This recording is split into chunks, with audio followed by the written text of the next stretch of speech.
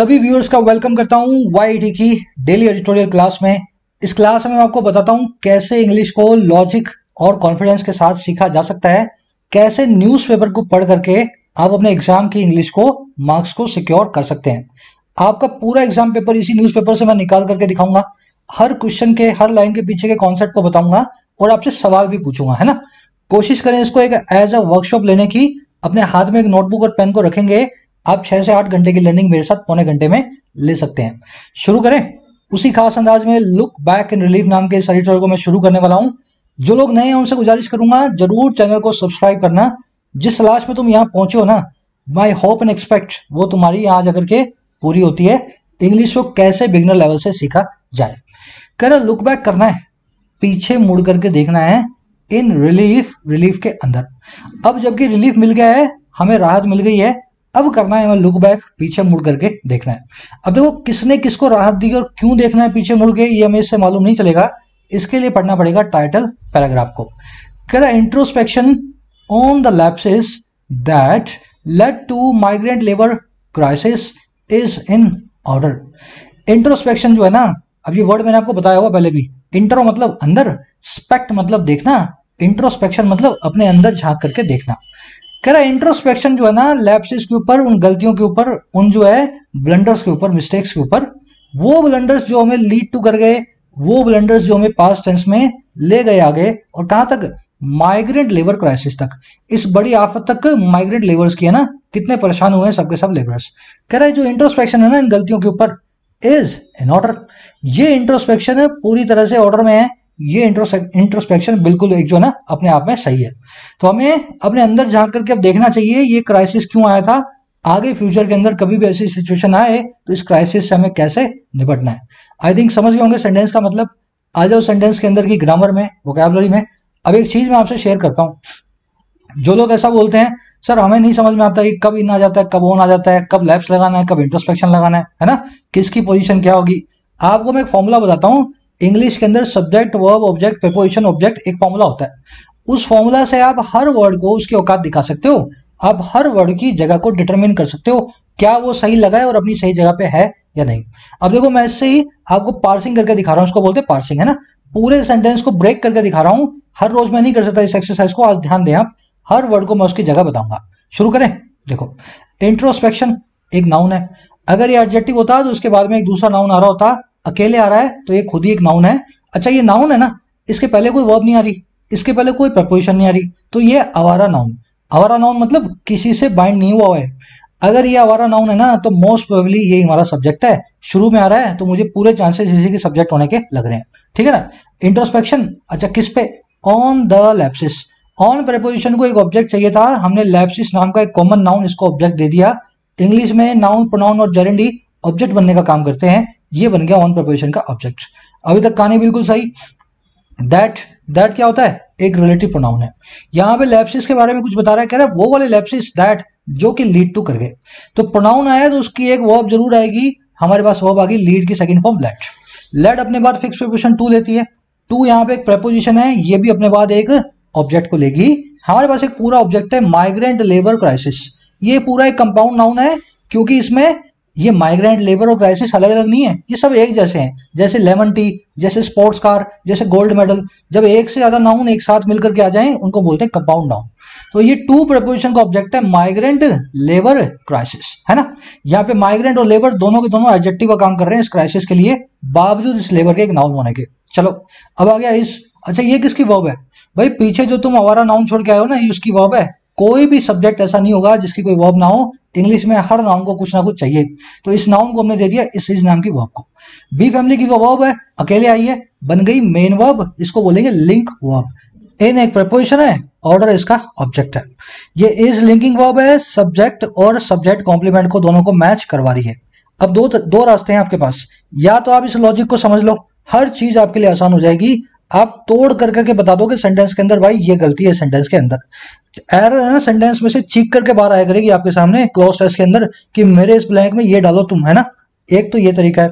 दूसरा तरीका है इन सब बातों को अनसुना कर दो आप सोचो भाई मैं जिस रास्ते चलता हूँ मैं उसी रास्ते चलूंगा, इस एडिटोरियल को सीख लेता हूँ, शायद पढ़ करके मेरे मार्क्स आने लगे। मैं आपको सजेस्ट करूंगा पहला वाला तरीका। कंफर्ट जोन से बाहर आओ, मेरे साथ इस स्किल को सीख लो। साइंस की तरह है, स्किल नहीं है, साइंस है, आर्ट नहीं है, साइंस है। इस साइंस के ऊपर मैंने वीडियोस बना रखी हैं, कैसे सेंटेंसेस को ब्रेक करना है, शुरुआती लेवल से मैंने कैसे ग्रामर को सीखना है आपको सिखाया हुआ है। सीखने के लिए चैनल पे जाएं, total English grammar bye YET, देखो ये चैनल का होम पेज है ना, टोटल इंग्लिश ग्रामर, इसी के ऊपर आपको मिल जाएगी। शुरू के अंदर एक प्लेलिस्ट रखी है, 12 से 15 घंटे के अंदर मैंने बच्चों को जैसे ग्रामर सीखनी होती है ना वैसे सिखाई हुई है, इसी फॉर्मूला इसी लॉजिक के साथ। तो पहले वाले को चूज करें, अपने आप में कॉन्फिडेंस को डालें। ये कब तक धक्के खाओगे इस तरीके से कि यार आ जाएंगे इंग्लिश मार्क्स तो मैं पास कर लूंगा, नहीं आएंगे तो मेरा एग्जाम पास नहीं होगा। मार्क्स लाने हैं आपको, तरीका मैं आपको बता रहा हूं। शुरू करें, एक समरी दे देता हूं, आपको पता लग जाए किस बारे में लिखा हुआ है। कह रहा है कि अब सब कुछ सही हो गया, माइग्रेंट लेबर्स भी घर पहुंच गए हैं, सुप्रीम कोर्ट भी अपनी नींद से जाग गया है, सरकार ने भी अपनी थोड़ी बहुत गलती मान ली है। अब हमें करना है इंट्रोस्पेक्शन, अपने अंदर झांक करके देखना है क्यों ये क्राइसिस आया, किस चीज की, किस किस डिपार्टमेंट की गलती थी, सरकार ने कौन से लैप्सेस किए, ताकि फ्यूचर के अंदर कभी भी ऐसी सिचुएशन आन खड़ी ना हो। तो इसकी टोन है इंट्रोस्पेक्टिव, अपने अंदर ही झांक देने को वो कह रहा है ये, और झांक भी रहा है, तो इसकी आज की टोन होगी इंट्रोस्पेक्टिव। बस इसकी यही समरी है 2-3 लाइंस के अंदर, अगर आप लिखना चाहें तो। कोशिश करेंगे इस समरी को कमेंट सेक्शन में डालें 4-5 सेंटेंसेस के अंदर, जो मैंने आपको भी बताया। अगर आप लिखेंगे नहीं ना, आप लिखना कभी नहीं जानेंगे। लिखने की कोशिश करें, ग्रामर भी अच्छी होती है, राइटिंग स्किल्स भी अच्छी होती हैं, स्पेलिंग एरर्स के क्वेश्चन भी सही होते हैं, बहुत फायदे आपको मिलेंगे। लिखना जो लोग नहीं जानते हैं कैसे समरी लिखी जाती है, सिर्फ गूगल में डालना, यूट्यूब में YET writing skills videos, 5 video है अपनी YET writing skills videos. 5 video मैंने आपके सामने लाइव है ना, लाइव हिंदी से इंग्लिश के अंदर ट्रांसलेट करके दिखाया आपको, अपने दिमाग में जो थॉट्स आ रही हैं उनको। कोशिश करेंगे आप लिखने की। चलिए शुरू करें। The worst may be over for the countries interstate workers. कह रहे जो सबसे बुरी चीज है ना, द वर्स्ट, सबसे बुरी चीज है, जो कि हमारा सब्जेक्ट भी है इस क्लोज का। कह रहा सबसे खराब दौर जो है वो हो सकता है ओवर हो गया है, मे बी ओवर। किन के लिए? देश के इंटरस्टेट वर्कर्स के लिए, देश के उन वर्कर्स के लिए जो एक स्टेट से दूसरी स्टेट में जाकर के काम करते हैं। इंटर का मतलब ये होता है जब आप किसी चीज को क्रॉस करें। इंटरस्टेट मतलब एक स्टेट से दूसरी स्टेट में, इंटरकास्ट मतलब एक कास्ट से दूसरी कास्ट में। अगर मुझे इसका एंटोनिम बनाना हो तो इंटर का बना दूंगा मैं इंट्रा। क्या बना दूंगा? इंट्रा। इंट्रा स्टेट वर्कर वो होते हैं जो अपनी स्टेट में ही काम करते हैं, सिर्फ एक डिस्ट्रिक्ट से दूसरे डिस्ट्रिक्ट तक ही जो है मूवमेंट लेते हैं। इंटर इंट्रा में फर्क करें, आगे बढ़ते हैं। एक चीज मैं ऊपर भूल गया, ये क्राइसिस एक बहुत बढ़िया नाउन है। अगर आप मुझे बता सकें तो इसका प्लूरल बताएं कैसे बनता है। क्राइसिस का प्लूरल आप कैसे बनाएंगे? एक आफत क्राइसिस, 500 आफत हो तो आप उसको कैसे प्लूरल बना करके लिखेंगे? आप बताएंगे मुझे कमेंट सेक्शन में। बहुत ही इसका ना कूल कॉन्सेप्ट है, इस तरह के नाउन्स को हम कैसे प्लूरल करते हैं, आपको याद भी आ जाएगा, मैंने करवाया हुआ आपको। कह रहा मैनी हैव रिटर्न्ड होम, ज्यादातर जो है ना घर पहुंच चुके हैं, मैनी जो है अपने घरों में जा चुके हैं। क्योंकि ये काउंटेबल है इसलिए मैनी लगा रहा हूं, अगर ये काउंटेबल ना होते तो मैं यहाँ पे क्या लगाता? मच लगाता। Many for countables, much for non countables, जिनको काउंट नहीं कर सकते हैं। कह रहा मोर may be accommodated in श्रमिक trains scheduled to run and some it appears do not mind saying where they are for work। कह रहे हैं और ज्यादा जो है ना, और ज्यादा हो सकता है वो अकोमोडेट हो जाएंगे, हो सकता है उनको भी एडजस्ट कर दिया जाएगा। कहां पे? श्रमिक ट्रेन में। अच्छा ये कौन सी ट्रेन है? जो कि शेड्यूल्ड है रन करना, जिनका शेड्यूल बन गया है कि वो रन करने वाली है। कह रहा और कुछ जो है ना सम ऐसा दिखाई देता है माइंड नहीं करते हैं स्टे करना, उनके दिमाग में बिल्कुल भी इस चीज को लेके कंफ्यूजन नहीं है, रहना है नहीं रहना, है ना। कुछ एक तो बिल्कुल ही माइंड नहीं कर रहे हैं स्टे करना। कहां पे? जहां पे वो हैं अपने काम के लिए। कह रहा अब क्यों नहीं कर रहे? कह रहा नाउ दैट, अब जबकि the lockdown phase has begin, lockdown का अनलॉक का फेज शुरू हो चुका है, many parts of the country, देश के कई हिस्सों के अंदर। एक बार सेंटेंस रिपीट करूंगा, इसमें बहुत हैवी ग्रामर है। एक बार सेंटेंस को पहले मीनिंग निकालते हैं फिर ग्रामर पे चलेंगे। कह रहा है और ज्यादा हो सकता है अकोमोडेट हो जाएंगे श्रमिक ट्रेन में, जो शेड्यूल्ड है, जिनका शेड्यूल बन गया है रन करने का, आजकल में जो चलने वाली है फिर से। और कह रहा कुछ एक इट अपीयर्स, ऐसा दिखाई देता है। इट अपीयर्स क्या दिखाई देता है? ये कुछ एक जो है ना वो बिल्कुल माइंड नहीं कर रहे स्टे करना, उनके दिमाग में इस चीज को लेकर के बिल्कुल भी माइंड नहीं कर रहे रुक जाने को। अच्छा किस चीज को? जहां पे वो है वहां पे अपने काम के लिए, है ना। राजस्थान से कोई तमिलनाडु में है तो उसने माइंड नहीं किया, उसने तमिलनाडु में ही रह लिया पूरे लॉकडाउन के अंदर। कह रहा क्यों? क्योंकि अब जबकि नाउ दैट, अब जबकि जो अनलॉक फेज है ना वो शुरू हो चुका है देश के मैनी पार्ट्स में, देश के कई हिस्सों के अंदर। समझ होंगे सेंटेंस को। आने वाली देखने वाली चीजों को अपने देखते हैं। चलो सब्जेक्ट वर्ब पकड़ लेना, आज मैंने बताया नहीं शायद आपको। सब्जेक्ट है सबके सब ग्रीन, वर्ब्स हैं सबके सब पिंक। पूरे एडिटोरियल की मार्क्ड है, सब्जेक्ट वर्ब पकड़ो तो सेंटेंस के अंदर कुछ भी नहीं है। अब इसके अपने अंदर की ग्रामर वोकैबुलरी देखते हैं। सेंटेंस को ध्यान से देख लो, अब इसी में से एक सवाल पूछूंगा, है ना। चलो बताओ, मुझे बताओ इन चारों में से सही एरर कौन सी है, सही वाला वर्ड कौन सा है। एकोमोडेट, एकोमोडेट, एकोमोडेट, एकोमोडेट, चारों में से सही वाला एकोमोडेट कौन सा है। कोशिश सभी करेंगे, पूछा हुआ क्वेश्चन एग्जाम का, वही आपसे पूछ रहा हूं। दिमाग वहां भी चलाना है, दिमाग यहां भी चलाना है। चलो याद रखना इस वर्ड को, डबल सी आता है डबल एम आता है ना, ना तो सिंगल सी ना सिंगल एम। जहां पे सिंगल सी और सिंगल एम आ रहा हो, कुछ भी आ रहा हो, वो अपना गलत है, डबल सी डबल एम वाला सही है। समझ गए ना। एकोमोडेट का मतलब होता है एडजस्ट करना, और एकोमोडेटिव वो आदमी होता है जो एडजस्टिव होता है, जो बहुत जो है ना आप जैसा बोलो वैसा मान जाए, एडजस्टिव या एकोमोडेटिव। ठीक है, आगे बढ़े। अच्छा चलो, इन सेंटेंसेस में मुझे आप 1 2 3 4 5 पांचों के अंदर है ना एरर बताएंगे मुझे क्या एरर है, फिर मैं आपको बताता हूं क्या कॉन्सेप्ट अपना आज का। सभी कोशिश करेंगे, एरर निकालो। 5 नहीं, इनमें 10 एरर्स हैं एक्चुअल में, है ना, 10 एरर्स है। मेन कॉन्सेप्ट तो मैं बता ही दूंगा आपको, बाद वाली एरर्स को आपको खुद को सही करना है। चलो स्क्रीनशॉट ले लेना, नहीं तो पॉज करके कोशिश करना डालने की कमेंट्स में। अब आ जाओ फटाफट से अपने एरर फाइंड करते हैं। I can not stand to listen him any more, ये इसका मतलब क्या होता है। कैन नॉट स्टैंड, खड़ा नहीं हो सकता, इसका मतलब ये हुआ ना आई कैन नॉट स्टैंड। देखो कैंट स्टैंड जो है ना एक फ्रेज है इंग्लिश में, इसका मतलब क्या होता है, मैं इस चीज को बर्दाश्त नहीं कर सकता। आई कैंट स्टैंड यू, मैं तुम्हें बर्दाश्त नहीं कर सकता। I can't stand you are going to the party, मैं तुम्हारा पार्टी में जाना बर्दाश्त नहीं कर सकता। I can't stand your abusing me, मैं तुम्हारा मुझे गाली देना बर्दाश्त नहीं कर सकता। समझ गए ना, कैंट स्टैंड। कैंट स्टैंड क्या बोलता है, मेरे बाद तुम जब भी लाओ ना नाउन प्रोनाउन जेरेंड लेकर के आना, टू में इन्फिनेटिव मत लगा देना। फिर से सुन लो, I can stand your abusing me, I can stand going to the party, है ना। वर्ब आएगी तो वर्ब के आईएनजी फॉर्म लूंगा, मेरे को कभी भी टू इन्फिनेटिव मत देना। अब देखो उसी सेंटेंस में ये दिक्कत होगी अपने, I can stand to listen लिख दिया, मैं तुम्हें और सुनना पसंद नहीं करूंगा। मुझे एक्चुअल में लिखना चाहिए था आई कैन स्टैंड लिसनिंग, लिसनिंग, है ना, लिसनिंग हिम एनी मोर। ठीक है ना, सब में ऐसी एरर निकालनी है अपने को। अब इसमें एक और एरर भी, एक्स्ट्रा एरर क्या है, किसने पकड़ी। लिसनिंग के बाद में क्या आएगा मेरे भाई, टू। लिसन के बाद फिक्स प्रपोजिशन होती है टू, जिसको आप कभी भी चेंज नहीं कर सकते हो। I can stand listening to him any more. ठीक है ना, एक्स्ट्रा एरर भी पकड़नी है और मेन एरर भी अपने को पकड़नी है। One should not mind working hard to fulfil his dreams, किसी को भी माइंड नहीं करना चाहिए हार्ड वर्क करना अपने ड्रीम्स को फिल करने के लिए। माइंड करना मतलब दिल पे लेना है ना, किसी चीज को माइंड कर लेते हो आप। माइंड भी ये कैन स्टैंड जैसी वर्ब है, इसके बाद में भी वर्किंग हार्ड आएगा, यहाँ पे वर्किंग जो है बिल्कुल सही है, नो एरर। अब ये वाली एरर तो सही होगी, एक्स्ट्रा वाली एरर इसमें देखते हैं क्या लिखी मैंने। एक तो फुलफिल की स्पेलिंग को गलत रखा, डबल एल लास्ट में आता है और पहले वाला एल जो है बीच में से निकल जाता है। दूसरा वन के लिए वन नहीं लगाते, कल ही देखा था ना, वंस ड्रीम्स। चलो अगले को करते हैं। Would you mind to drive little slower, क्या तुम माइंड करोगे थोड़ा सा धीमे, स्लो जो है ड्राइव करना, क्या तुम जो है थोड़ा धीमे ड्राइव करोगे, है ना। Would you mind to drive little slower, कैसे करूं इसको मैं, माइंड के बाद में टू ड्राइव नहीं, ड्राइविंग, क्या लिखूंगा, ड्राइविंग।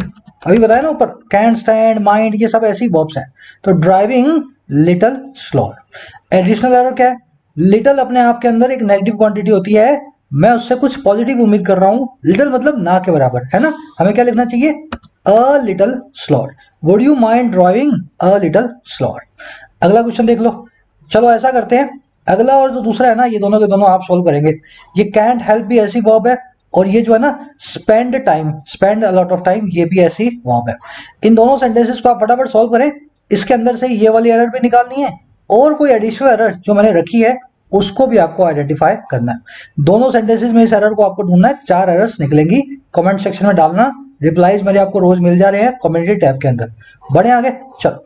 अच्छा एक और सवाल है मेरे आपसे, ये तो मैंने 4 ही वर्ब्स बताई हैं आपको, ऐसी कम से कम 12 से 15 वर्ब्स हैं, सारी मैं आपको करवा चुका हूं कई बार, है ना। आपको अगर देखना चाहते हो तो यहाँ एक वीडियो है 5-7 मिनट की डाल दूंगा, जिससे मैंने अच्छे से समझाया हुआ है कौन सी वर्ब किस तरह से बिहेव करती है। बढ़े आगे, चलो। कह रहा है हाँ, कह रहा है supreme court has fixed a 15-day deadline for the completion of the process of transporting all of them back home. Besides asking governments across the country to drop criminal cases against them. अच्छा क्यों? For violating the lockdown since it was imposed at short notice on March 25। इस sentence के अंदर अपनी आज के ना 40% grammar 60% grammar इसी के अंदर है जो अपने आज सीखने वाले हैं, ध्यान से देखना। सुप्रीम कोर्ट फिक्स कर चुकी है, हैज फिक्स्ड। सुप्रीम कोर्ट क्या द लगाना है, सिंगुलर है तो हैज लगाना है ना। सुप्रीम कोर्ट हैज फिक्स्ड एक 15 दिन की डेडलाइन को किस काम के लिए, कंप्लीट करने के लिए, कंप्लीशन के लिए, प्रोसेस जो है ट्रांसपोर्ट करने की, इनको इधर से उधर ले जाने की। किनको? इन सभी को, ऑल ऑफ देम, इन सभी माइग्रेट बेगर्स को। अच्छा ट्रांसपोर्ट कहाँ करना है, बैक होम, उल्टा घर की तरफ। कह रहे बिसाइड, साथ ही साथ आस्क करने के, पूछने के सरकारों को, कहाँ की, अक्रॉस द कंट्री, पूरे देश की। अच्छा क्यों? कि वो ड्रॉप कर दें, खत्म कर दें क्रिमिनल केसेस को। अच्छा कहाँ पे, अगेंस्ट देम, इन लोगों के खिलाफ। अच्छा क्यों लगे थे criminal cases, for violating, violate करने के लिए इस लॉकडाउन को। अच्छा वो लॉकडाउन कब लगा था, सिंस इट वाज इम्पोज्ड, जब से ये इम्पोज हुआ है, एट शॉर्ट नोटिस, बहुत शॉर्ट नोटिस पे, मार्च 25 के ऊपर। एक बार रिपीट कर दूं सेंटेंस को, सारे पीस जोड़ोगे, बिल्कुल सिंपल सेंटेंस है, सब्जेक्ट वो पकड़ लो। सुप्रीम कोर्ट ने फिक्स कर दिया है 15 दिन की डेडलाइन को, कंप्लीट कर दे सारी की सारी प्रोसेस को, ट्रांसपोर्ट करने की है इन सभी को इनके घरों तक वापस। साथ ही साथ सुप्रीम कोर्ट ने आस्क कर दिया सरकारों को, सारे देश की, कि वो ड्रॉप कर दें क्रिमिनल केसेस को इनके खिलाफ, वॉयलेट करने के लिए लॉकडाउन को, जब से ये लगाया गया था छोटे से शॉर्ट नोटिस पे, मार्च 25 को। सिंपल सेंटेंस है। आ जाए इसी ग्रामर के अंदर, सब्जेक्ट वर्ब पकड़ लेना, इट की verb was imposed, supreme court की वर्ब हैज फिक्स्ड। कल मैंने आपको ये कॉन्सेप्ट करवाया था, चलो आज कोशिश करता हूं, मैं चैलेंज करता हूं आपको, कितने लोग इस कॉन्सेप्ट को याद रख पाए और कितने लोग इन क्वेश्चंस को सही कर पा सकते हैं। फटाफट सही करें। 4 क्वेश्चंस हैं, फिर मैं करवाता हूं। कॉन्सेप्ट कल ही करवाया है तो ताजा होना चाहिए आपके दिमाग के अंदर, सबके सब कोशिश करेंगे। चलो सिंपल कॉन्सेप्ट था, क्या बताया था मैंने आपको, जब जब ये इस तरह से 15 डेज, इस तरह से 5 बेंच, 5 जज, 3 रुपी, है ना, जब एडजेक्टिव बन के आ जाए तो इनको अपने को प्लूरल नहीं बनाना होता। दे सब्जेक्ट, हैव गिव, ये हैव गिव नहीं होता, हैव गिवन होता है ना, गलती होगी ना यहाँ। दे हैव गिवन, इसकी वर्ब। अच्छा गिव क्या किया, हमें किया एक 15 दिन की डेडलाइन को। क्या चीज, डेडलाइन को। डेडलाइन कैसे, 15 दिन की। 15 दिन क्या बता रहा है, डेडलाइन के बारे में बता रहा है। लंबी डेडलाइन, छोटी डेडलाइन, 15 दिन की डेडलाइन। अगर ये कुछ इसके बारे में बता रहे हैं ना, तो नाउन के बारे में बताने वाली चीजों को हम कहते हैं एडजेक्टिव। अच्छा अगर एडजेक्टिव है तो इसके आगे का एस निकालो और इसके बीच में हाइफन लगा दो। They have given us a 15 day deadline to repay the loan, ठीक है ना, टू रिपे द लोन। अगले में देखो, they have given us 15 days to repay the loan. उन्होंने, सब्जेक्ट दे, हैव गिवन इसकी वर्ब। अच्छा अस क्या है इसका पहला ऑब्जेक्ट, 15 डे क्या है इसका दूसरा ऑब्जेक्ट। उन्होंने हमें दिए, क्या दिए भाई, एक तो 15 रुपए दिए, 15 दिन दिए, और दूसरा किसको दिए, हमें दिए।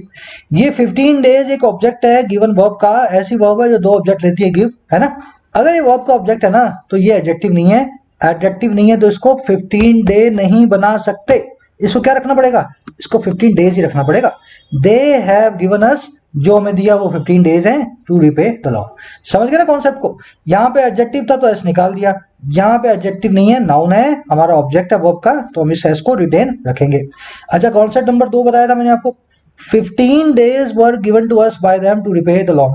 15 दिन, देखो सब्जेक्ट कौन है, 15 डेज, वर्ब कौन है, वर गिवन, है ना, दिया गया था पैसिव वॉइस में। 15 days were given to us by them to repay the loan. 15 दिन हमको दिए गए थे उनके द्वारा लोन को रिपे करने के लिए। अगर ये सब्जेक्ट है तो नाउन का काम कर रहा है, अगर ये नाउन का काम कर रहा है तो इसको हाइफनेटेड एडजेक्टिव नहीं बनाएंगे, इसको हम कैसे रहना देंगे, 15 डेज। अगले में देखते हैं, 15 days were not enough to repay the loan. Subject कौन है, 15 डेज, 15 डेज। वर्ब कौन है, वर। इनफ क्या है, एक एडजेक्टिव है। वर्ब क्या बन गया यहाँ पे, सब्जेक्ट कॉम्प्लीमेंट को मिलाने वाली लिंकिंग वर्ब। अच्छा अगर ऐसा है ना तो मैं इस 15 डेज को हाइफनेटेड एडजेक्टिव बनाऊंगा, ना मैं यहाँ पे वर्ड लिखूंगा, मैं यहाँ पे वॉज लिखूंगा। ध्यान देना इस चीज पे, जब जब मेजरमेंट्स लिंकिंग वर्ब के साथ आएंगी, 15 डेज, 5 रुपए, 3 मील, 2 किलो, जब जब कोई भी मेजरमेंट बिना एक्शन वर्ब के आएगी, लिंकिंग वर्ब के साथ आएगी, is, am, are, was, were, be, being, been, जब जब लिंकिंग वर्ब के साथ आएगी तब तक हमें क्या करना है, लिंकिंग वर्ब को सिंगुलर बनाना है। 15 दिन इनफ नहीं थे लोन को रिपे करने के लिए, तो 15 डेज वर नहीं, 15 days वॉर। यहाँ क्यों नहीं वॉर किया? यहाँ वॉर इसलिए नहीं किया मेरे भाई, ये लिंकिंग वर्ब नहीं है, इसके बाद में दूसरी एक मेन वर्ब आ रही है, वॉर गिवन। बस यही कॉन्सेप्ट था। मेरे ख्याल से लास्ट वाला आप लोगों में से ज्यादा लोग सही नहीं कर पाए होंगे, आज मैंने रिपीट करवा दिया, जिसका रह गया हो कोशिश करें इसको समझने की। लास्ट वाले पे खास ध्यान देना। चलो, सिंस जो है आपके पास आजकल नए तरह के क्वेश्चन आ रहे हैं कनेक्टर्स और स्टार्टर्स के। कल मैंने आपको सिंस वर्ड के यूज बताए थे, किस तरीके से दो जो है ना वर्ड्स को, अपने दो सेंटेंसेस को सिंस के साथ कनेक्ट कर सकते हैं। जिन लोगों को याद है फटाफट मुझे बताएंगे ऑल्दो, इवन दो और सिंस को कैसे मैं लगाऊं और इन दोनों को मैं किस तरह से कनेक्ट करूं। इसमें से किसके साथ ये कनेक्ट हो सकते हैं और किसके साथ ये कनेक्ट नहीं हो सकते। पहले आप कोशिश करें फिर मैं बताता हूं। चलो, ऑल्दो का मतलब होता है हालांकि। Although she is a relative of mine I will not help her. हालांकि वो मेरी एक रिलेटिव है, मैं पर उसकी हेल्प नहीं करूंगा। ऑल्दो का मतलब क्या है? ऐसा होने के बावजूद ऐसा हो गया, चाहे वो मेरी दोस्त थी, चाहे वो मेरी रिलेटिव थी, मैंने उसकी हेल्प नहीं की। हालांकि इवन दो और ऑल्दो में कुछ फर्क नहीं है। इवन दो ऑल्दो की थोड़ी सी ना पावरफुल फॉर्म है। Even though is equal to although, even though उसकी पावरफुल फॉर्म है। इस केस में क्या लगाना मुझे? मैंने एग्जाम पास किया पर इसकी जो डिफिकल्टी लेवल थी वो इजी थी। दोनों के दोनों किसी भी ऑल्दो इवन दो को नहीं मांग रहे, ये मांग रहे हैं किसी बिकॉज को। मैंने एग्जाम क्यों पास किया? क्योंकि डिफिकल्टी लेवल वॉज इजी। अगर हार्ड होता तो शायद मैं ना कर पाता। I pass the exam since its difficulty level was easy. ऐसे ही आपको वहां पे कनेक्टर्स को यूज करके दो सेंटेंसेस को कनेक्ट करना होता है। सारे कनेक्टर्स का मीनिंग आप समझें। सिंस का मतलब क्या होता है? बिकॉज। आप किसी भी चीज का रीजन देना चाहें, सिंस या बिकॉज या एज को लगा करके यहां लिख देता हूं, सिंस, एज और बिकॉज। तीनों का मतलब क्या होता है? क्योंकि। तो आप यहां पे जब भी आप इस तरह से कनेक्ट करना चाहें, इन तीनों को इस तरीके से आप यूज कर सकते हैं। I pass the exam since its difficulty level was easy. अच्छा, एक और कॉन्सेप्ट बच गया इसके अंदर लास्ट, ग्रामर का, फटाफट से आप देखेंगे। ये आज का सबसे जो है ना सबसे बढ़िया वाला कॉन्सेप्ट है। आपको मैं पहले इन चारों एरर्स के अंदर, क्वेश्चंस के अंदर एरर ढूंढने के लिए बोलूंगा, आप एरर ढूंढे, फिर मैं आपको अपना आज का मेन कॉन्सेप्ट बताता हूं। चलो, अपने आप स्क्रीन को पॉज करके एरर ढूंढना। ये कॉन्सेप्ट मैंने अभी तक करवाया नहीं आपको इतना डिटेल के अंदर, कोशिश करेंगे आज थोड़ा डिटेल में जाए। This is a secret between you and I. ये सीक्रेट है तुम्हारे और मेरे बीच। किसके भाई? तुम्हारे और मेरे बीच में ये सीक्रेट है। बिटवीन क्या है यहाँ पे? बिटवीन होती है प्रपोजिशन। जैसे देखो, ऑफ होती है, एट होती है, विद होती है, बाय होती है ना। वैसे और भी प्रपोजिशन अपने पास बिटवीन, अगेंस्ट बहुत सारी हैं। as well as, besides, along with, लिख रहा हूं मैं सारी की सारी, है ना। in addition to, ये सब जो है ना बाद वाली, along with, in addition to, इसमें एक से ज्यादा वर्ड्स हैं, इनको बोलते हैं prepositional phrases, है ना। इस पे बहुत लोग कंफ्यूज हो जाते हैं। ये along with, in addition to, ये क्या है? ये भी prepositions है। preposition अपने बाद हमेशा एक ऑब्जेक्ट लेंगी। ऑब्जेक्ट अगर होगा कोई प्रोनाउन तो उसका ऑब्जेक्टिव केस होगा। This is a secret between you and me, this is a secret between you and I, नहीं मी होगा, क्योंकि आई का ऑब्जेक्टिव केस होता है मी, आई का सब्जेक्टिव केस होता है आई। अच्छा, यू का मैंने क्यों ऑब्जेक्टिव केस नहीं बनाया? क्योंकि यू का सब्जेक्टिव और ऑब्जेक्टिव केस यू ही होता है। तो इस यू को देख करके आपको लगा होगा यहाँ पे आई लगा दूं, एक्चुअल में ये यू भी ऑब्जेक्टिव केस के अंदर ही है। समझ गया एरर को? This is a secret between you and me. अच्छा, अगला देखते हैं। Besides he Krishna have also applied for the job. साथ ही साथ उसके, बिसाइड्स मतलब इन एडिशन टू, या साथ ही साथ उसके कृष्णा ने भी अप्लाई कर दिया जॉब के लिए। अगर बिसाइड्स एक प्रपोजिशन है, तो इसके बाद ऑब्जेक्टिव केस आएगा। Besides him Krishna has also applied for the job. एक चीज तो आप समझ गए ना, बिसाइड्स के बाद हिम आएगा, ही नहीं आएगा। अब दूसरी चीज समझो, प्रेपोजिशन का जो ऑब्जेक्ट है वो आपके सब्जेक्ट का पार्ट नहीं है। ये हिम जुड़ गया बिसाइड से, सब्जेक्ट बच गया कृष्णा अगर बच गया तो कृष्णा मेरे भाई हैज लेगा, हैव को नहीं लेगा। तो ये चीज भी आपको ध्यान रखनी है, प्रेपोजिशन को कभी भी सब्जेक्ट का पार्ट नहीं मानना है। आप सोच लो भाई कृष्णा और ये दोनों ने अप्लाई किया तो हैव लगा देता हूं, नहीं, ये सब प्रेपोजिशन अपने बाद में जो भी ऑब्जेक्ट लेंगे ना वो सब्जेक्ट का पार्ट नहीं होगा, वो प्रेपोजिशन का ऑब्जेक्ट होगा। समझ गए? अब देखो, she as well as he are responsible for the mistake। as well as क्या होता है? ऑब्जेक्टिव फॉर्म लेगी अपने बाद, है ना, प्रपोजिशन है। तो she as well as, he नहीं, अब him, ऑब्जेक्टिव केस ही का him। she as well as him अब आर नहीं आएगा यहाँ पे आएगा इस, क्योंकि ये हिम जो है ना, हिम ये रिस्पॉन्सिबल नहीं है इस शी के साथ में, जरूर रिस्पॉन्सिबल होगा पर सब्जेक्ट नहीं है शी के साथ में, सब्जेक्ट हमारा शी है, शी के हिसाब से is, she as well as him is responsible for the mistake. ध्यान देना इस सेंटेंस पे, इसमें आर लगाने की आपकी बहुत इच्छा होगी पर लगेगा इसमें इजी, है ना, ध्यान देना इस चीज पे। She plays tennis as well as me, वो टेनिस खेलती है बिल्कुल उतने अच्छे तरीके से जैसे मैं खेलता हूं। तो यहां भी क्या किया मैंने, एज वेल एज के बाद में मी लगा दिया, है ना, ऑब्जेक्टिव केस लगाना है। अब यहां देना, यहां पे ऑब्जेक्टिव नहीं, यहां पे सब्जेक्टिव केस आएगा, क्योंकि ये एज वेल एज है ना, यहां पे प्रेपोजिशन नहीं है।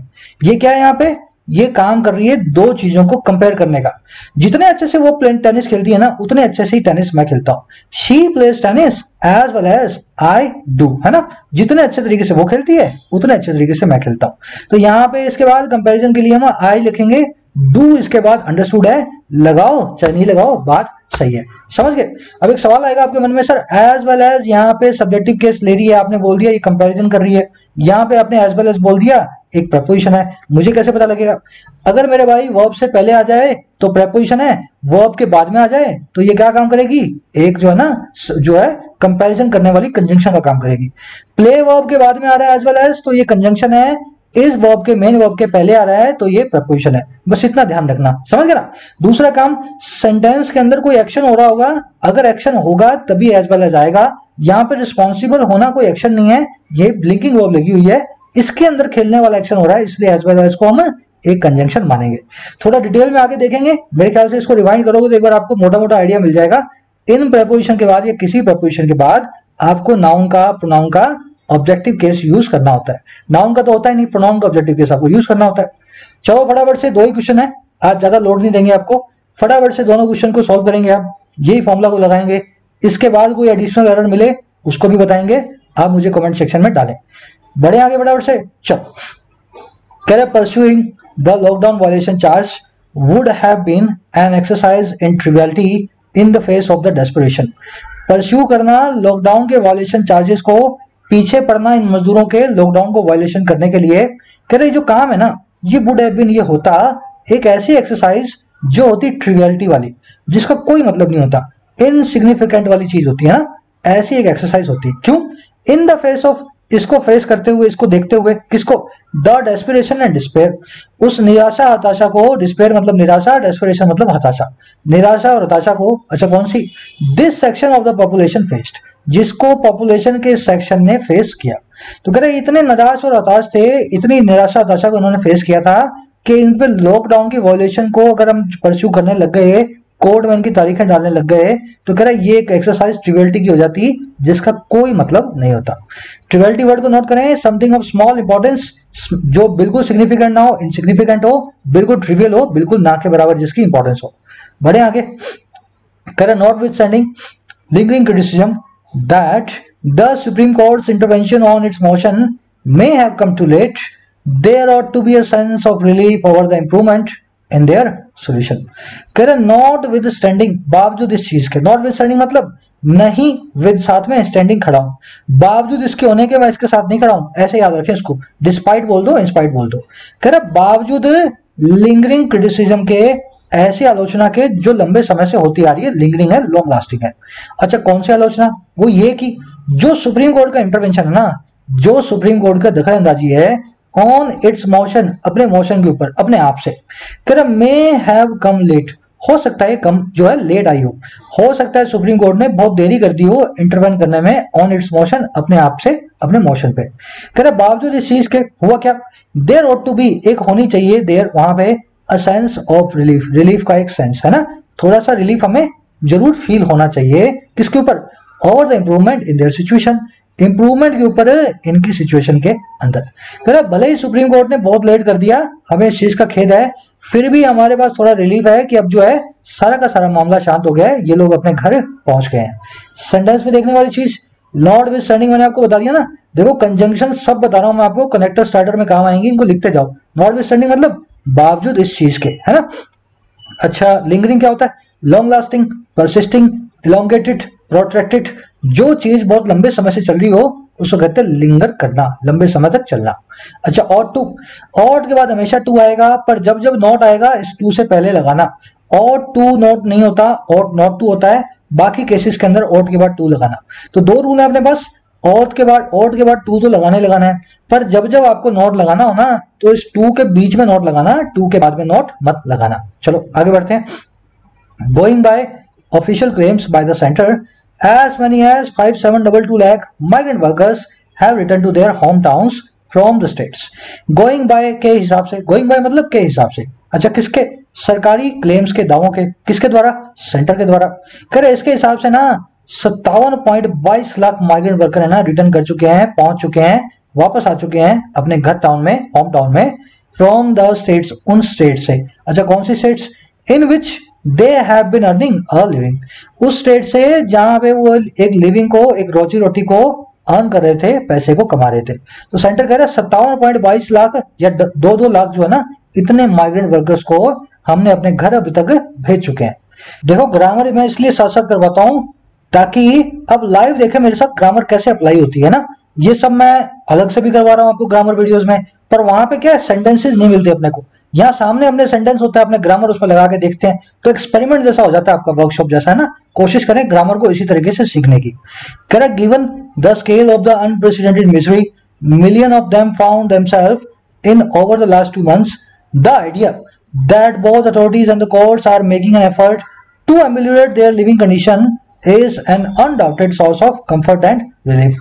Correct, given जो दिया गया देखते हुए, अच्छा किसको, स्केल को, लेवल को, अच्छा किसके, इस अनप्रेसिडेंटेड मिजरी के, इस ऐसी बुरी हालत के मिजरी के जो अनप्रेसिडेंटेड है, जिसको आज तक हमने कभी भी अनुभव नहीं किया है, जिसकी कोई मिसाल नहीं दी जा सकती है ना, अभूतपूर्व बोलते हैं हिंदी में। कह रहा देखते हुए इस ना होने वाली पहले कभी मिजरी को, और कह रहा मिलियंस ऑफ देम जो है ना, बहुत जो है, लाखों, इनमें से दसियों लाख लोग जो हैं, उन्होंने फाउंड किया अपने आप को, उन्होंने पाया अपने आप को किसमें, इन ओवर द लास्ट 2 मंथ्स, पिछले जो है 2 महीनों के दौरान।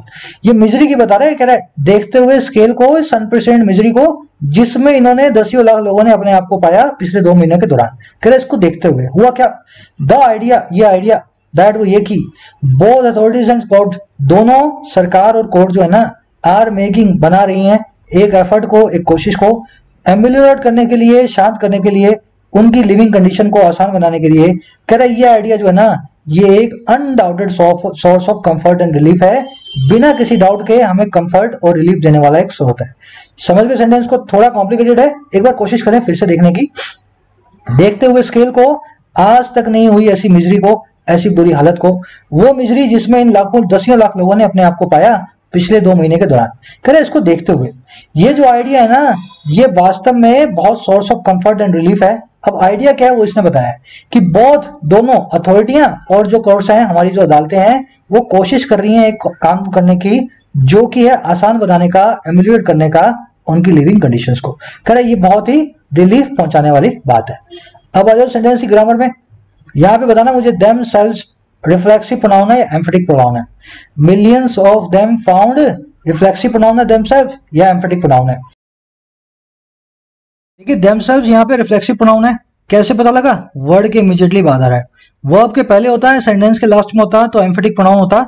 इसके अंदर सीधी सीधी एरर बनती है, रिफ्लेक्सिव को मैं एम्फेटिक पोजीशन में डाल देता हूं ताकि आप कंफ्यूज हो जाएं, और रिफ्लेक्सिव को एम्फेटिक की जगह पे जो है ना इंटरचेंज कर दें।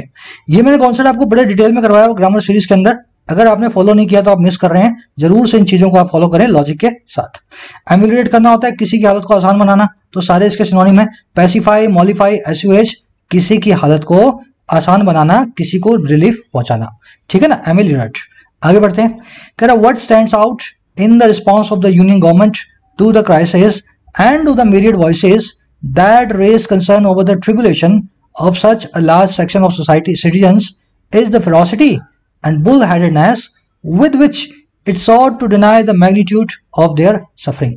कह रहे जो चीज स्टैंड आउट करती है ना, जो चीज बाहर निकल करके आती है, एक्सेप्शनल हमें दिखती है, और कब, रिस्पॉन्स में, प्रतिक्रिया में, अच्छा किसकी, सरकार की, यूनियन गवर्नमेंट की, किसके सामने, इस क्राइसिस के, इस तूफान, इस आफत के सामने।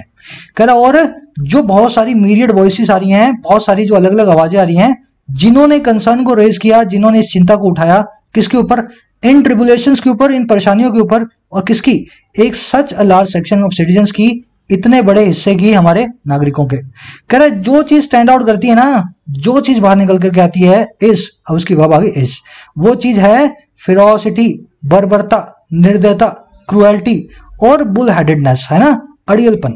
फेरोसिटी मतलब बर्बरता, बुल हेडेड मतलब आपका जो अड़ियलपना। कह रहे ये दोनों चीजें हैं जो इसके पीछे हैं स्टैंड आउट होने वाली, बाहर निकल करके आने वाली। अच्छा ये कौन सा अड़ियलपन है? विद विच, जिसके साथ इसने सॉर्ट कोशिश किया डिनाई करना लेवल को, मैग्नीट्यूड को, स्केल को, इनकी सफरिंग के, इनकी परेशानियों के। समझ गए सेंटेंस को?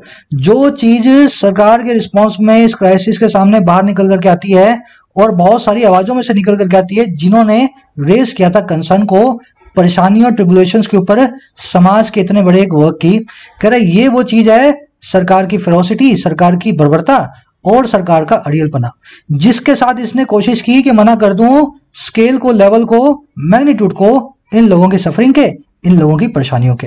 कह रहे सरकार सब कुछ कर दिया सरकार ने, पर आज तक इस चीज को नहीं माना कि हमने गलती की है, ना इन्होंने आज तक ये बोला कि हमारी वजह से इनको बहुत परेशानियां पहुंची है। सेंटेंस में देखने वाली चीज, इसमें बहुत अच्छी वाली वोकैब भी है और बहुत अच्छी वाली ग्रामर भी है। पहले वोकैब बता देता हूँ। ट्रिब्यूलेशंस, टैस्मैक ट्रिब्यूलेशन नाम से आपने मेरे साथ एक एडिटोरियल किया था आज से 10 दिन पहले, है ना, तमिलनाडु में लिकर शॉप के ऊपर बना हुआ था। वहां पे इस वर्ड को मैंने बताया था, कितने लोगों को याद है? ट्रिब्यूलेशन मतलब आपकी डिफिकल्टीज, एडवर्सिटी, वैक्सेशन, आपकी परेशानियां, है ना, ट्रिब्यूलेशंस। अच्छा दूसरा क्या है? फेरोसिटी, बर्बरता, क्रुएल्टी, ब्रुटैलिटी, फियर्सनेस होती है फेरोसिटी। बुल हेडेडनेस, कैसे याद करें इसको? आपका बुल जैसा दिमाग है, आपका सांड जैसा दिमाग है। सांड का दिमाग कैसा होता है?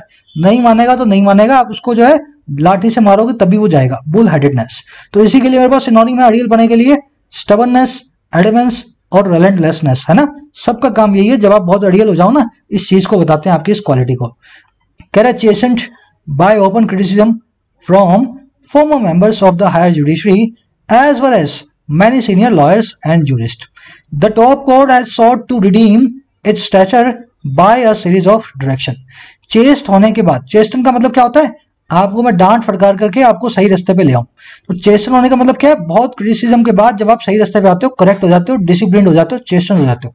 कह रहे डिसिप्लिन में आने के बाद, करेक्ट हो जाने के बाद, किसके द्वारा? ओपन क्रिटिसिज्म के द्वारा, बहुत ही ज्यादा उसकी आलोचना के द्वारा।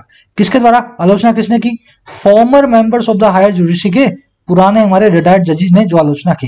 कह रहा ऐसा हो जाने के बाद, एज वेल एज, साथ ही साथ बहुत सारे सीनियर लॉयर्स और जूरिस्ट के बाद, है ना, हायर जुडिशरी के मेंबर्स ने भी की, बहुत सारे सीनियर लॉयर्स ने भी की, बहुत सारे जजेस ने भी की। कह रहा ऐसा चेस्ट हो जाने के बाद, सही हो जाने के बाद हुआ क्या? टॉप कोर्ट ने सॉर्ट किया, टॉप कोर्ट ने मांगा, टॉप कोर्ट ने कोशिश की रिडीम करने की, फिर से पैदा करने की। किसको? इसके स्टैचर को, इसकी जो स्टैंडिंग है, और कैसे? एक सीरीज ऑफ डायरेक्शन के द्वारा, कई सारी डायरेक्शंस देकर के। स्टैचर क्या होता है? जो उसका कद है ना, जो उसकी काठी है, जो उसका बूता है, उसको कहते हैं स्टैचर। तो इसने यही कोशिश की अपने बूते को फिर से रिडीम करूं, फिर से अपना बूता जो है पैदा करूं, ऐसे डायरेक्शंस देकर के। अब देखो कैसे किए इसने, एज वेल एज, साथ ही साथ, by indicating its willingness to go into all pending cases, indicate करके अपनी इच्छा को किसके अंदर? अंदर जाने की, गो इनटू करने की, सभी पेंडिंग केसेस के अंदर। तो कह रहे खूब गालियां पड़ने के बाद टॉप कोर्ट ने अब सोचा अपने स्टैचर को जो है हमें करना है रिडीम, ऐसी डायरेक्शन उसने दे दी और फटाफट ऐसा इंडिकेट भी कर दिया कि मैं सारे पेंडिंग केसेस के अंदर जाऊंगा, जो जो पेंडिंग केस इस लॉकडाउन से जो रिलेटेड सरकार के ऊपर लगे हुए हैं। समझ गए? चेसन वर्ड को नोट कर लिया आपने। डिसिप्लिन करना, जब आपको मैं डांटू, मारूं, फटकारूं, स्कोल्ड करूं, एडमोनिश करूं, उसके बाद अगर आप पढ़ने लग जाओ तो मैं बोलूंगा chastened, now you have started study, है ना, आपने इस काम को करना शुरू कर दिया चेसन होने के बाद। चलो आगे बढ़ते हैं। एज वेल एज प्रेपोजिशन है यहाँ पे, ये किसी कंपैरिजन का काम नहीं कर रही है ना, प्रेपोजिशन है। कह रहा है as part of its efforts it made all state governments file comprehensive affidavits on the action. एक पार्ट के तौर पे, एक हिस्से के तौर पे, अपने एफर्ट्स के, अपने जो है कोशिशों के, इसने मेड कर दिया सभी स्टेट गवर्नमेंट्स को, इसने मजबूर कर दिया सभी स्टेट गवर्नमेंट्स को। ये मैं बताऊंगा आपको मेड कैसे यूज हुआ है। मजबूर कर दिया सभी स्टेट गवर्नमेंट्स को कि वो फाइल करें एक डिटेल्ड कॉम्प्रिहेंसिव एफिडेविट्स को, किस पे? उस एक्शन पे। कौन सा एक्शन? दे हैड टेकन, जो उन्होंने लिया था। अच्छा, किस चीज के लिए? फैसिलिटेट करने के लिए, वर्कर्स के रिटर्न को, वर्कर्स की रिटर्न्स को आसान बनाने के लिए। अच्छा, और क्या? प्रोवाइड करने के लिए इनको इमीडिएट रिलीफ को। अच्छा, और किसके लिए? और अरेंजमेंट्स जो उन्होंने की थी फूड और वाटर की, इन लोगों के लिए ड्यूरिंग ट्रेन जर्नीज। तो कह रहा है ऐसे अपने एफर्ट्स के हिस्से के रूप में इसने सबको बोला आपको हमें ऐसे एफिडेविट देने हैं, आप उसमें ये बताओगे कौन से स्टेप आपने लिए इनको घर भेजने के लिए, कैसी आपने इनको इमीडिएट रिलीफ और अरेंजमेंट दी फूड और वाटर की इनके स्टे के दौरान। समझ गए सेंटेंस को? थोड़ा सा फास्ट प्रोसेस कर रहा हूं क्योंकि ये सिंपल है, ज्यादा आपको इसके अंदर जाना नहीं है, जो देखने वाला कॉन्सेप्ट है उसको अपने फटाफट देख लेते हैं। It made all state governments file, ये कौन सी स्ट्रक्चर है? इसको बोलते हैं कॉसेटिव वर्ब्स। देखो कॉसेटिव वर्ब्स 5 है, आज मैं सिर्फ एक मेक नाम की कॉसेटिव वर्ब को लेने वाला हूं। आप इन 5 सेंटेंसेस को अगर ट्रांसलेट कर सकते हो तो आप इस कॉसेटिव वर्ब को जानते हो, और अगर आप नहीं कर सकते तो इस सेंटेंस इसको ना सेशन को अच्छे से देखना, मैं आपको बताऊंगा मेक को कैसे यूज किया जाता है। कोशिश करें आप 5 सेंटेंसेस को खुद ट्रांसलेट करने की, फिर मैं बताता हूं ताकि आपको याद रहे। चलो, आप में से ज्यादातर लोग फर्स्ट सेंटेंस को ऐसा बनाएंगे, टीचर ने हमें ये कॉन्सेप्ट लर्न करवाया, है ना। मैं शर्त लगा सकता हूं, आप ऐसे लिखोगे the teacher learned us this concept. मैं कमेंट सेक्शन में भी देखता हूं thank you sir for learning us this concept, है ना। इसी तरीके से आप लिखते हो क्योंकि कॉजेटिव वर्ब के बारे में आपको पता नहीं। लर्न का मतलब होता है सीखना। क्या टीचर ने लर्न किया? क्या भाई, लर्न तो तुमने किया था, कॉन्सेप्ट तो तुमने पढ़ाया है, अब बात कैसे करें तुम्हारी, टीचर ने लर्न करवाया है तुम्हें। अब एक तरीका तो इसका ये है, टीचर टॉट अस क्या हो गया आज मेरे को, TAUGST, taught us the concept. एक तो ऐसे बोल दो, पर यहाँ पे आपकी जो है ना वो सारी लैंग्वेज चेंज हो जाएंगी, लर्न से आप टीच नाम की वर्ब को यूज करने लगोगे। अब लर्न ही करवाया है ना, तो उसको अपने को ऐसे लिखना है the teacher made us learn the concept. समझ गए ना? मेक, अच्छा किसको, हमको, अस, और क्या करवाया, learn. Make us learn this concept, है ना, द कॉन्सेप्ट या दिस कॉन्सेप्ट। ध्यान देना, मेक के बाद में आप बताएंगे किसको आपने क्या मेक किया, किससे क्या काम करवाया। पॉजिटिव वर्ब का यही काम होता है। उसके बाद बेयर इंफिनिटिव आएगा, वर्ब की फर्स्ट फॉर्म बिना एस या एस के आएगी। यहाँ पे मेक अस लर्निंग हो सकता है? नहीं हो सकता। क्या यहाँ पे मेक अस लर्न हो सकता है? नहीं हो सकता। यहाँ पे तो लर्न ही आएगा। ये कॉसेटिव वर्ब इसी तरीके से काम करती है, किससे आपने कौन सा काम करवाया, मेक अस लर्न। अगला देखो, सरकार ने माल्या से लोन का पैसा चुकवाया। बहुत खूबसूरत कॉन्सेप्ट है, बहुत अच्छा कॉन्सेप्ट है, अगर आप नहीं जानते हो तो। The government made mister Mallya repay the loan. Government ने मेड कर दिया, सरकार ने मजबूर कर दिया माल्या को रिपे करने के लिए, लोन को फिर से जमा करने के लिए पैसे को। समझ गए? मेक के बाद क्या किया, जिससे काम करवाया उसका नाम लिख दिया। जैसे यहाँ पे अस था, यहाँ पे मिस्टर माल्या आ गया, और यहाँ पे क्या आ गया, रिपे नाम का बेयर इन्फिनिटिव। माल्या एक है इसलिए भी फिर भी रिपेज नहीं कर रहा मैं, रिपे ही आएगा। कॉजेटिव वर्ब अपने बाद बेयर इन्फिनिटिव को लेती है। मनीषा ने मनीष को रुलाया, तो क्या बोलूं, मनीषा मेड मनीष क्राई। मनीषा के बाद मेड आ गया, किसको बोला भाई, मनीष को, और क्या करवाया, क्राई, है ना। क्राइज नहीं, क्राई। मनीष के बावजूद भी हम यहाँ पे बेनिफिटिव को यूज करेंगे। बहुत सिंपल है। पॉजिटिव वर्ब मेक को आपने मेरे साथ सीख लिया है, किसी से किसी काम को करवाना या किसी को कोई काम करने को मजबूर कर देना। समझ गए हो तो लास्ट के दोनों सेंटेंसेस को आप करने वाले हो ट्रांसलेट। आज की क्लास में बहुत कुछ है, इसीलिए बोल रहा था 6 से 8 घंटे की लर्निंग है। फटाफट से लास्ट के दोनों सेंटेंसेस को इसी तरीके से आप करेंगे ट्रांसलेट। फिर बोल रहा हूं, यहाँ पे बेयर इन्फिनिटिव लगाना, एस यस मत लगाना, वर्ब की सेकंड फॉर्म नहीं आएगी। इसके बावजूद कुछ लोग लगाएंगे कमेंट सेक्शन में, आपका फोकस नहीं है मेरे भाई, इसलिए आप ऐसा करते हो। चलो आगे बढ़ते हैं। कह रहा है इट हैज फर्दर, ये प्रोवाइड और प्रोवाइड विद के बारे में आज मैं आपको बताऊंगा नहीं, वीडियो लंबी होती जा रही है। कोशिश करना आप इन दोनों सेंटेंसेस को देख करके आपको पता लग जाएगा। नोट्स देखोगे ना, वहां पे दोनों सेंटेंसेस को देख के पता लग जाएगा आपको कब प्रोवाइड लगाना है, कब प्रोवाइड विद लगाना है। कह रहा है it has further asked the states to spell out their plans for registering all the workers. कह रहे इससे भी आगे इसने आस्क कर दिया है स्टेट्स को कि वो स्पेल आउट करें, साफ साफ बताएं अपने प्लान्स को। स्पेल आउट करना मतलब किसी चीज को बिल्कुल साफ साफ तरीके से सामने रख देना। कह रहे साफ साफ तरीके से सामने लेकर के आओ अपने प्लान को रजिस्टर करने के लिए सारे के सारे वर्कर्स को, उनकी स्किल्स को, उनके एरिया ऑफ एम्प्लॉयमेंट को, और डिफरेंट वेलफेयर, लोगों की भलाई और एम्प्लॉयमेंट स्कीम्स को। और कौन सी स्कीम्स, मेंट फॉर देम, जो उनके लिए मेंट है, जो उनके लिए बनाई गई है। तो सुप्रीम कोर्ट ने बोला अब ये सब चीजें भी मुझे बताओ सब स्टेट्स वालों कि आपने अपने वर्कर्स के बारे में क्या सोचा है, घर आने के बाद इनको काम कैसे आप जो है ना एक लिविंग लाइवलीहुड देंगे। कह रहा है several problems remain, not the least of them being the lapses on the part of the authorities across the country in dealing with the crisis. बहुत सारी प्रॉब्लम अभी बनी हुई हैं, बहुत सारी समस्याएं अभी भी चालू हैं। कह रहे नोट द लीस्ट, जिनमें से सबसे लीस्ट नहीं है, सबसे कम महत्वपूर्ण, सबसे कम सिग्निफिकेंट नहीं है, उनमें से कौन सी जो लैप्सिस है, जो चूके हैं, जो है मिस्टेक्स हैं अथॉरिटीज के द्वारा पूरे देश के अंदर डील विद करने में इस क्राइसिस को। ये नॉट द लीस्ट है ना, बहुत लोगों को कंफ्यूज करता है। सेंटेंस को एक बार समझ लो, फिर मैं इसको बता देता हूँ।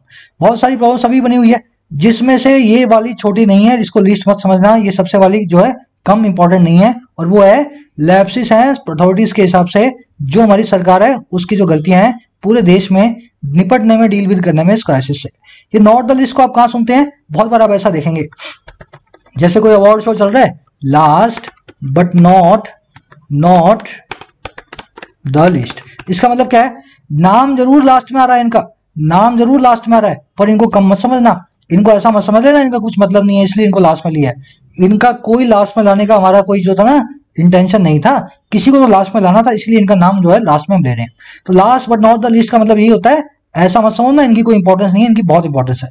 तो कह रहे बहुत सारी प्रॉब्लम्स हैं, पर ये जो मैं बता रहा हूँ ना तुम्हें, ये वाली, ये जो मैंने बाद में सबसे बताई है, इसको लिस्ट मत समझना, ये भी अपने आप में बहुत बड़ी प्रॉब्लम है।